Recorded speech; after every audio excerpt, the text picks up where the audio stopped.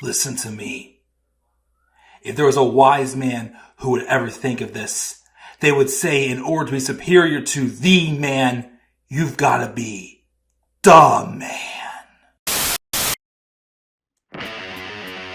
For I am the man himself.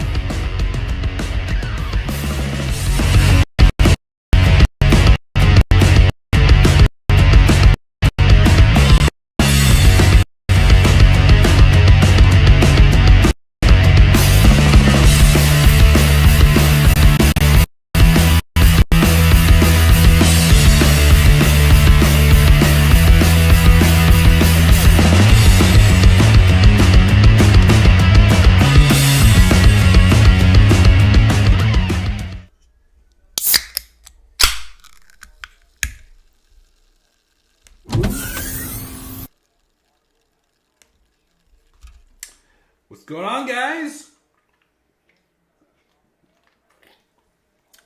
The man just enjoying again his first of his 2 extra days off for my long weekend. And yes, we are live once again late at night.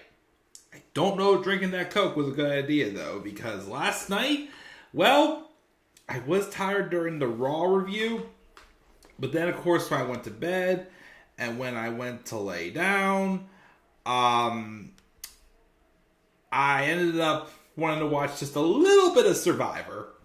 Instead, I watched the whole new episode of Survivor, and I only got 4 hours of sleep last night. So I never napped today. How I'm still energetic, and I do have to go build my wife's birthday present after this. So, yeah, I got a little bit of a long night.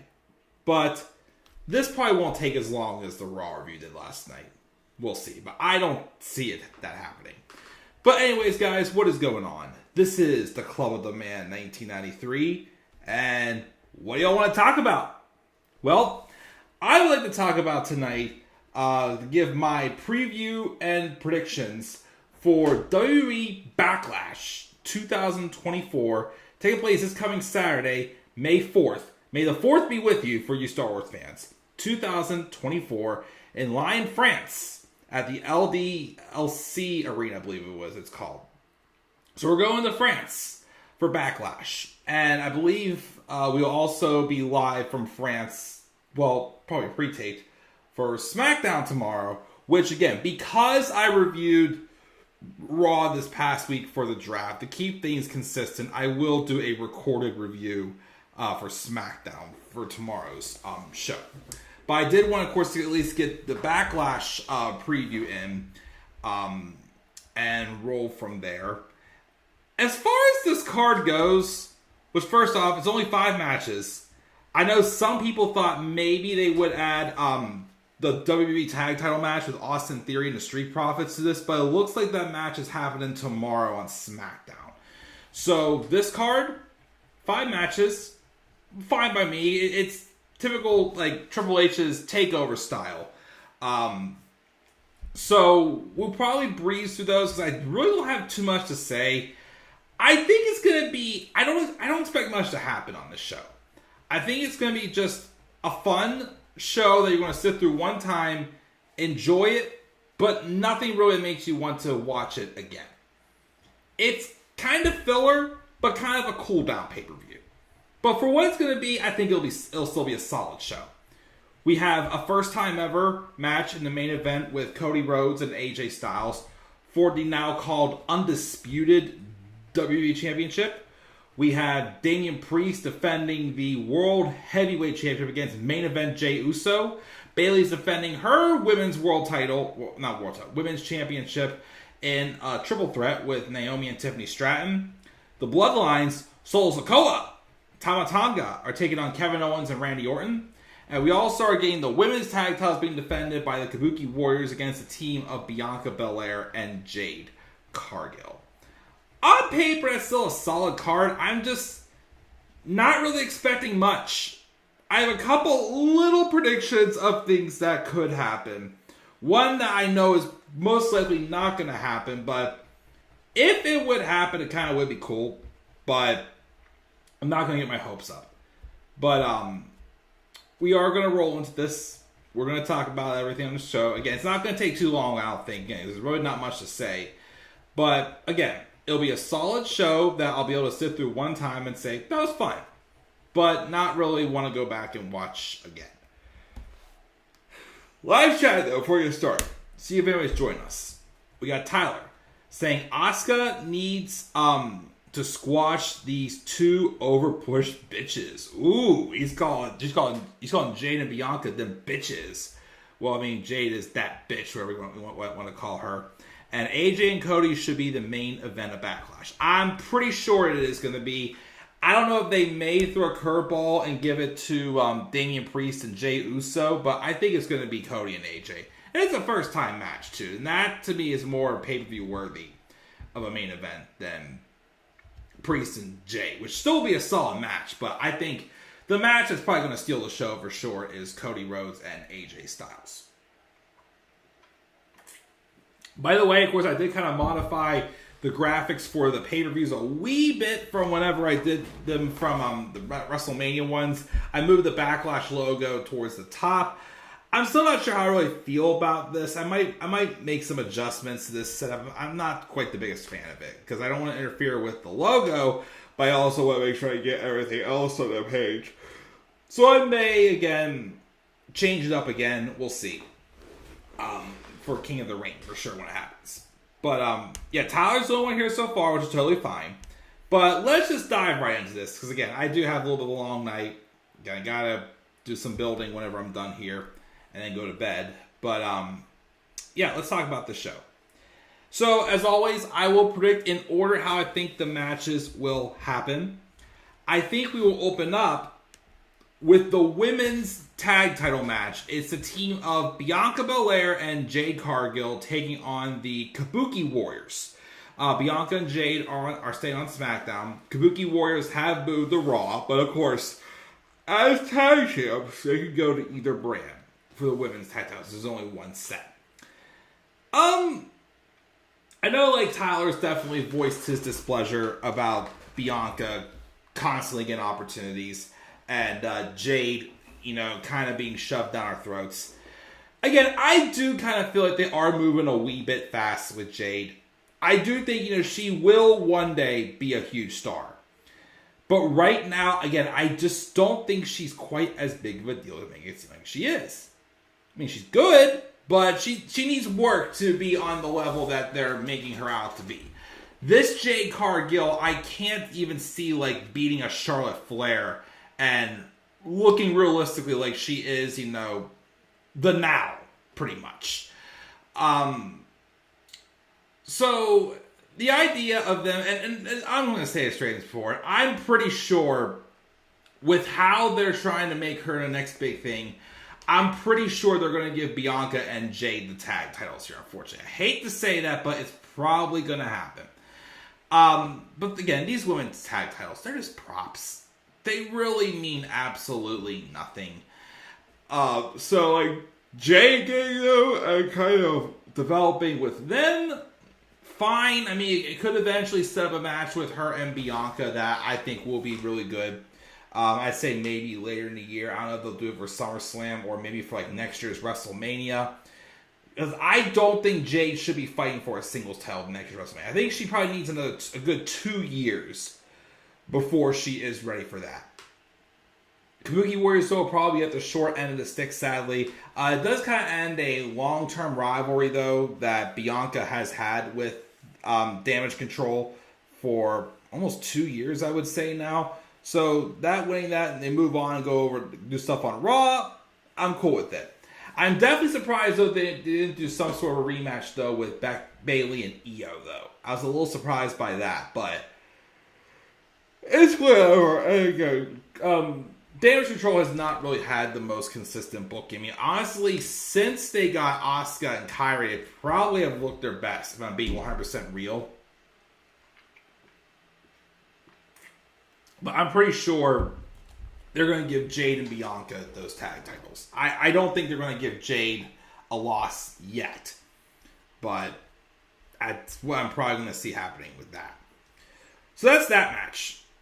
Then we have this second match, which is another tag match. It's the Bloodlines, Solo Sikoa, and the newest member to WWE, Solo's MFT, whatever that stands for, Tama Tonga, taking on the team of Kevin Owens and Randy Orton, who both have a very long history, of course, with the Bloodline. So this is definitely one of the matches I'm very excited for. I do like how, Solo Sikoa has kind of become like basically like what Roman was.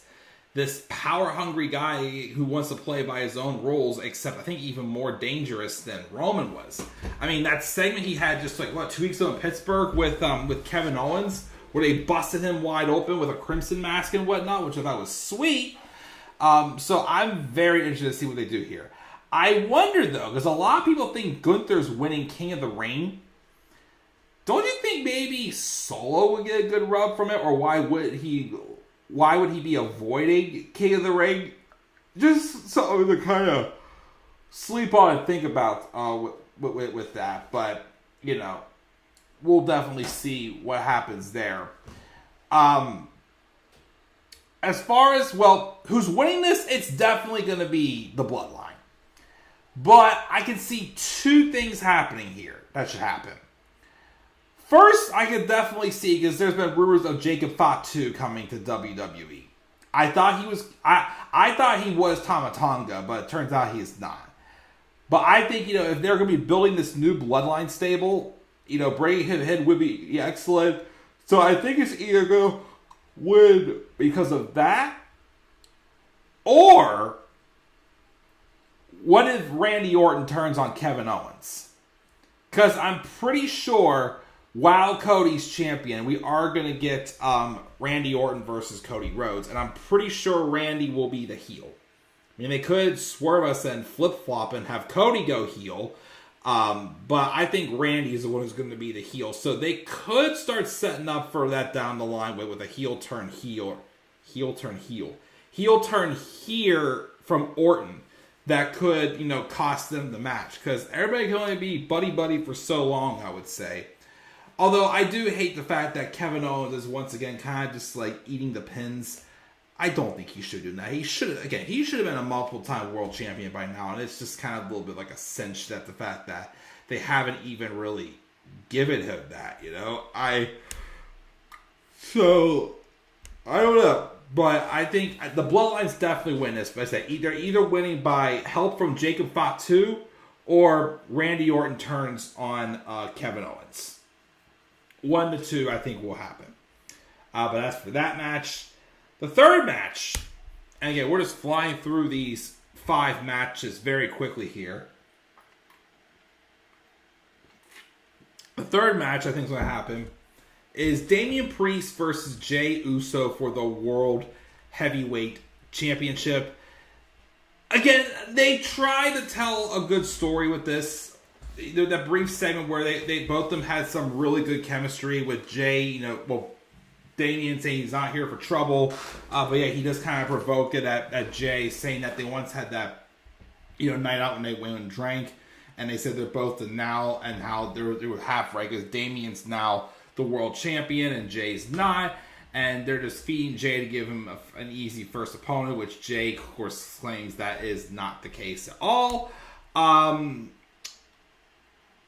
So I don't know. To me, it does feel like a typical, okay, this is for person's first, title match as champion. We're just going to not really tell much of a story here, but it'll still be a solid match. I'm not going to lie, though, I am still a little torn who I want to win. My gut's saying it's going to be Damian, because I still think he's going to hold the title until Clash at the Castle, and Drew will beat Damian at Clash at the Castle to get a moment in front of his home fans, his home country, that he didn't get last time at Clash at the Castle in 2022. However, though, part of me does kind of want to see Jey win this. Because Jey deserves a singles title, especially a world title with the work he has put in for the past couple of years and how over he has gotten. But, yeah, I don't know. I think there's a chance they could pull the trigger and put it on Jey. Because, of course, he still has history with Drew as well. Drew is going to, get his moment at Clash at the Castle.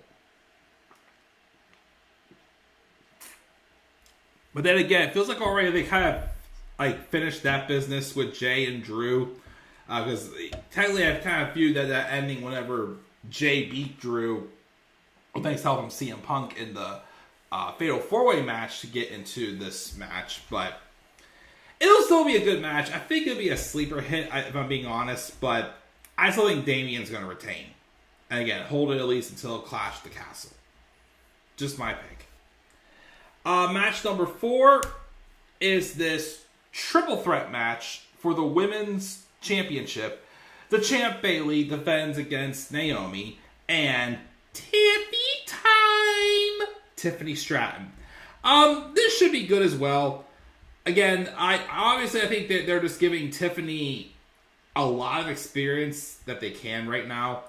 Because I do think, again, I keep saying this, character-wise, microphone skills, she's getting better, but there's still a wee bit cringe, I won't lie. But in-ring, she's got it. So I think this is kind of like another match to kind of give her a shot, an opportunity to, take advantage of being in the main event scene, because she's definitely going to be a main eventer. I can definitely see them maybe putting the belt on her by the end of the year, if not by next year's WrestleMania. And she also was recently on Chris Van Vliet's podcast. And although I did hear today, it doesn't sound like it's going to be now, but there have been rumors for a bit about Minneapolis possibly getting WrestleMania next year. And she's from Prior Lake, which is near Minneapolis. So I think whenever WrestleMania does go to Minneapolis, I think they will be having her kind of headline it for sure, since she is from Prior Lake. But I think Bayley's retaining here, probably by pinning Naomi. I'm thinking now that they may give the Money in the Bank briefcase later on this year the Tiffany Stratton, which I think should be great. Maybe have her win Queen of the Ring also. I don't know.